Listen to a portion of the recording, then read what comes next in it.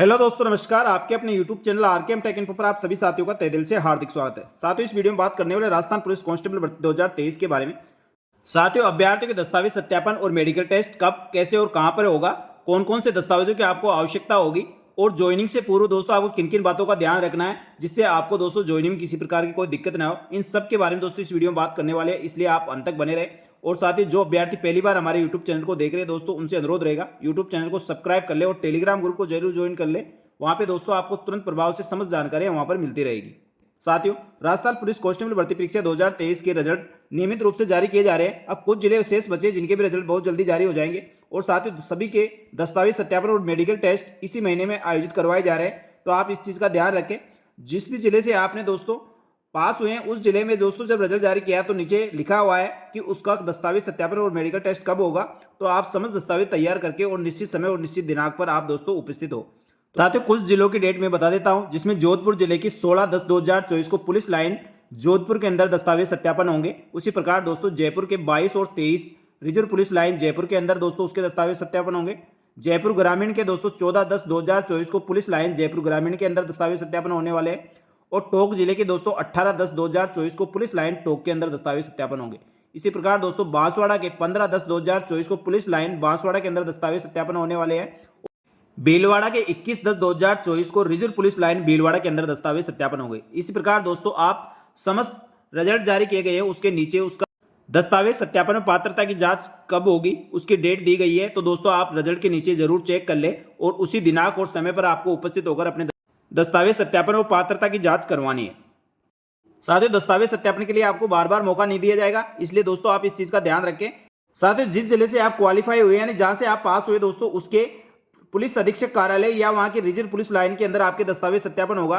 तो आप दोस्तों देख ले आपका एसपी कार्यालय में आपके दस्तावेज सत्यापन है या रिजर्व पुलिस लाइन के अंदर। दोस्तों अधिकतर अभ्यर्थियों के रिजर्व पुलिस लाइन के अंदर ही दस्तावेज सत्यापन होने हैं। दस्तावेज सत्यापन के बाद दोस्तों आपका मेडिकल टेस्ट करवाया जाएगा और मेडिकल टेस्ट दोस्तों संबंधित जिले के सरकारी अस्पताल में होगा। वहां एक मेडिकल बोर्ड गठित किया जाएगा और उस बोर्ड के द्वारा आपका मेडिकल टेस्ट लिया जाएगा। साथियों, मेडिकल टेस्ट में पास होने पर आपका दोस्तों पुलिस चरित्र सत्यापन करवाया जाएगा और उसके बाद आपको फाइनल ज्वाइनिंग दी जाएगी। साथियों, जो अभ्यर्थी दस्तावेज सत्यापन और मेडिकल के लिए पात्र हुए उनको बहुत बहुत बधाई और शुभकामनाएं। दोस्तों अब आपके दस्तावेज सत्यापन और मेडिकल टेस्ट और उसके बाद ज्वाइनिंग होगी, लेकिन दोस्तों उससे पहले आपको कई बातों का ध्यान रखना है। आपको दोस्तों ऐसा कोई सा भी काम नहीं करना, कोई लड़ाई झगड़ा या ऐसा कुछ भी नहीं करना जिससे आपका पुलिस चरित्र सत्यापन होगा जब दोस्तों उस पर एक रिमार्क लग जाए। यदि दोस्तों वहां पे किसी प्रकार का रिमार्क लगता है तो आपकी ज्वाइनिंग रोकी जा सकती है और आगे दोस्तों आपकी ज्वाइनिंग निरस्त भी की जा सकती है। साथियों, इसके लिए आपको किसी प्रकार का कोई पहले से भी पुलिस केस है या उसमें कोई जमानत मिल चुकी है तो दोस्तों उसके बारे में पहले ही आप कंफर्म कर ले। और यदि दोस्तों ऐसा कोई वाक्य आपके साथ हो चुका है तो दोस्तों उसका स्पष्ट रूप से आप विवरण जब दस्तावेज सत्यापन करवाए तो उस समय आपको भरकर देना है, जिससे दोस्तों आगे आपको किसी प्रकार की कोई दिक्कत ना हो। साथियों, अब आपके दस्तावेज सत्यापन के लिए कौन कौन से दस्तावेजों की आवश्यकता होगी वो इस प्रकार है। दोस्तों ये समस्त दस्तावेजों के आपके पास ओरिजिनल दस्तावेज होने चाहिए। ओरिजिनल दस्तावेजों के साथ साथ दोस्तों आपकी इसकी दो फोटो कॉपी यानी दो सेट आपको जरूर आवश्यक रूप से बनाकर लेके जाना है और उन सबको दोस्तों सेल्फ अटेस्टेड करना है। साथियों, आप किसी भी जिला बटालियन यूनिट के अंदर दस्तावेज सत्यापन करवाने जा रहे हैं तो दोस्तों आपको ये समस्त लगभग 21 तरह के दस्तावेजों को आपको सेट बनाकर लेके जाना है। और इसमें साथियों मूल दस्तावेजों के साथ कुछ शपथ पत्र और घोषणा पत्र होंगे, वह भी आपको साथ लेकर जाने होंगे। तो साथियों, आप किसी भी जगह आप यदि दस्तावेज सत्यापन करवाने जा रहे हैं तो यही दस्तावेजों की आवश्यकता होगी। तो दोस्तों मैं इस वीडियो में समस्त जिला बटालियन यूनिटों के अंदर जो दस्तावेज सत्यापन को लिए आपको दस्तावेज लेकर जाने वो इस प्रकार है। साथियों, सबसे पहले आपको सम्मान पात्रता परीक्षा कांस्टेबल भर्ती की परीक्षा का आवेदन, शारीरिक मापतौलों, कंप्यूटर आधारित परीक्षा सीबीटी का प्रवेश पत्र आपको लेकर जाना है। उसके साथ दोस्तों आपको शैक्षणिक योग्यता के समस्त प्रमाण पत्र लेके जाना है, जिसमें 10वीं की मार्कशीट, 12वीं की मार्कशीट और उसके प्रमाण पत्र। साथ ही दोस्तों स्नातक कर रखे तो स्नातक के आपको 3 साल की आपके अंक तालिकाएं होने आवश्यक है और उसके साथ दोस्तों उसकी डिग्री आपको लेकर जानी है। डिग्री नहीं तो दोस्तों आपको प्रोविजनल सर्टिफिकेट बनवाना है, वो लेकर जाना। इसके साथ ही दोस्तों आप स्नातक कर रखे हो यानी मास्टर डिग्री कर रखे हो तो उसकी सभी अंक तालिकाएं और साथ ही उसकी डिग्री आपके पास होनी चाहिए। और दोस्तों जिस भी कोर्स की आपके पास डिग्री नहीं है तो उसका प्रोविजनल सर्टिफिकेट बनवा ले, वो भी दोस्तों डिग्री के बराबर ही काम करेगा। इसके बाद दोस्तों आपको अनुसूचित जाति, अनुसूचित जनजाति, पिछड़ा वर्ग, अति पिछड़ा वर्ग, आर्थिक रूप से कमजोर वर्ग से संबंधित में प्रथम श्रेणी दंडनायक व समकक्ष अधिकारी के द्वारा निर्धारित प्रारूप में किया गया जाति प्रमाण पत्र आपको लेकर जाना है। यानी दोस्तों जिस भी कैटेगरी से आप संबंध रखते हैं उसका जाति प्रमाण पत्र आपके पास होना चाहिए। और उसी के साथ दोस्तों आपके पास मूल निवास प्रमाण पत्र होना चाहिए। टीएसपी का है तो टीएसपी का, और नॉन टीएसपी का है तो नॉन टीएसपी का मूल निवास आपके पास होना आवश्यक है। साथियों, जन्म तिथि प्रमाण पत्र आपके शैक्षणिक योग्यता के प्रमाण पत्र में आयु अंकित नहीं तो आपको जन्म प्रमाण पत्र लेके जाना है। लेकिन दोस्तों समस्त अभ्यर्थियों की 10वीं की मार्कशीट में जन्म तारीख अंकित होती है तो वह दोस्तों जन्म प्रमाण पत्र के बराबर ही काम करेगा। यदि दोस्तों आप एक बार चेक कर ले आपके 10वीं की मार्कशीट में जन्म तारीख अंकित नहीं है तो आपको उसके साथ जन्म प्रमाण पत्र भी लेकर जाना होगा। साथ ही इसके साथ ही आपको अंतिम शैक्षणिक योग्यता, जहाँ से आपने अंतिम शैक्षणिक योग्यता प्राप्त की है तो वहाँ का संस्था का आपको चरित्र प्रमाण पत्र बनवाकर लेके जाना है। तो दोस्तों अभी तक आपने अंतिम शैक्षणिक योग्यता का चरित्र प्रमाण पत्र नहीं बनवाया तो तुरंत प्रभाव से आप जहाँ पे आपने लास्ट पढ़ाई की है वहाँ का चरित्र प्रमाण पत्र आप बनवा लें। साथ ही 2 ऐसे राजपत्रित अधिकारियों के चरित्र प्रमाण पत्र बनवाने जो आपके रिश्तेदार नहीं हो और 6 महीने से अधिक पुराने नहीं हो।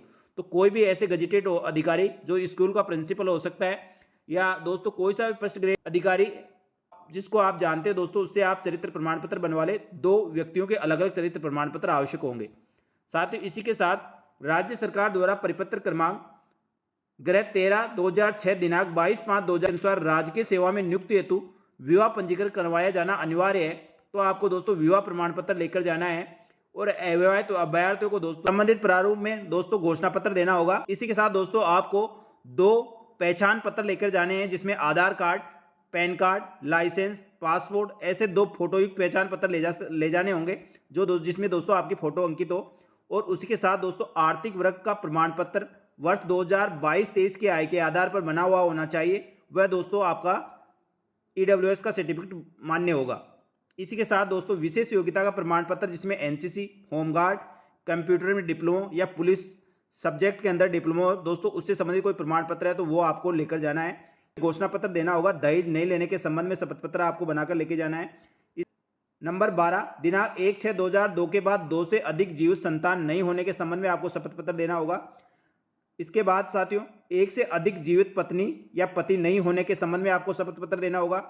और विधवा के मामले में उसे अपने पति का मृत्यु का सक्षम अधिकार द्वारा जारी प्रमाण पत्र देना होगा। साथ ही विच्छन विवाह यानी जिसका तलाक हो चुका है उन्हें विवाह विच्छेद का दस्तावेज सबूत यानी डिक्री आदेश उसको प्रस्तुत करना होगा। और इसके बाद दोस्तों आपराधिक गतिविधियों में सम्मिलित नहीं होने या सजा याफ्ता नहीं होने के संबंध में आपको शपथ पत्र देना होगा। साथियों ये शपथ पत्र देना होगा यदि दोस्तों आपके किसी प्रकार का कोई केस लगा हुआ है, उसमें आपको जमानत मिल चुकी है और या वो केस बंद हो गया तो दोस्तों उसके संबंध में आपको स्पष्ट रूप से देना है। और यदि आपके किसी प्रकार का कोई ऐसा नहीं है तो आपको ये इससे संबंधित आपको ये शपथ पत्र देना होगा। इसी के साथ दोस्तों नंबर 16 धूम्रपान तंबाकू का सेवन नहीं करने के संबंध में आपको शपथ पत्र देना होगा। और 10 पासपोर्ट साइज की नवीनतम फोटो आपको लेकर जानी है।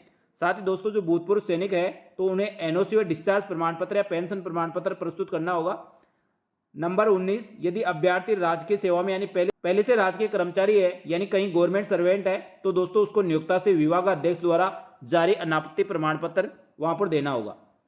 इसी के साथ दोस्तों नंबर 20 यदि किसी अभ्यर्थी का जाति प्रमाण पत्र आवेदन तिथि के बाद बनाया गया तो उनको SC, ST, OBC, EWS वर्ग के अभ्यर्थी द्वारा किसी कारण से आवेदन के अंतिम तिथि तक जारी प्रमाण पत्र प्रस्तुत नहीं किया गया है तो अंतिम तिथि के पश्चात जारी किया हुआ प्रमाण पत्र के साथ ही दोस्तों आपको अभ्यर्थी को इस आशय का एक शपथ पत्र भी प्रस्तुत करना होगा कि वह आवेदन की अंतिम तिथि तक संबंधित वर्ग की पात्रता रखता था और यह सूचना गलत पाए जाने पर उसके विरुद्ध नियमानुसार कार्रवाई की जाएगी और नियुक्ति निरस्त कर दी जाएगी। इसके संबंध में एक घोषणा पत्र आपको देना होगा।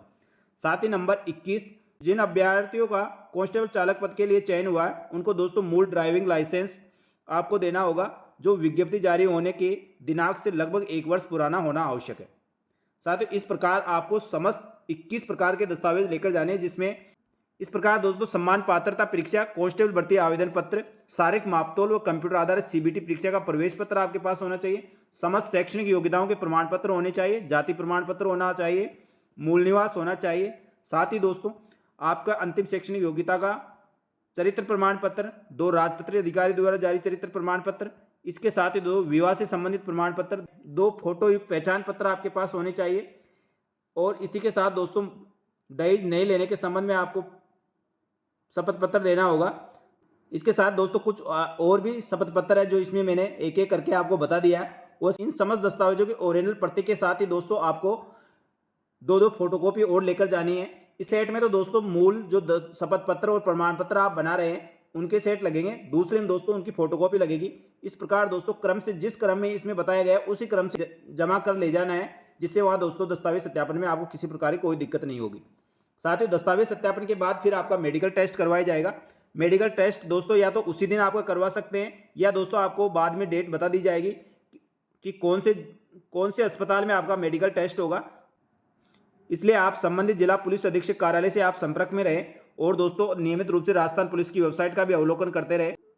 साथियों, राजस्थान पुलिस के अंदर दस्तावेज सत्यापन और मेडिकल टेस्ट में अधिकतर अभ्यर्थी पास हो जाते हैं, कोई भी बाहर नहीं होता। लेकिन दोस्तों किसी के ज़्यादा ही मेडिकल टेस्ट के अंदर मेडिकल में प्रॉब्लम है, यानी किसी के हाथ काम बिल्कुल ही नहीं कर रहा है या आंख से सही नहीं दिखाई दे रहा है, आंख में कलर विजन है, तो दोस्तों ऐसे अभ्यर्थियों को दिक्कत हो सकती है। नहीं, मेडिकल में किसी प्रकार की कोई दिक्कत नहीं होती है। यदि कोई अभ्यर्थी चश्मा लगाकर भी दोस्तों उसको सही दिखाई दे रहा है, नहीं 6/6 दिखाई दे रहा है और उसके आंखों कलर ब्लाइंड नहीं है, तो दोस्तों उन अभ्यर्थियों को किसी प्रकार की कोई दिक्कत नहीं है।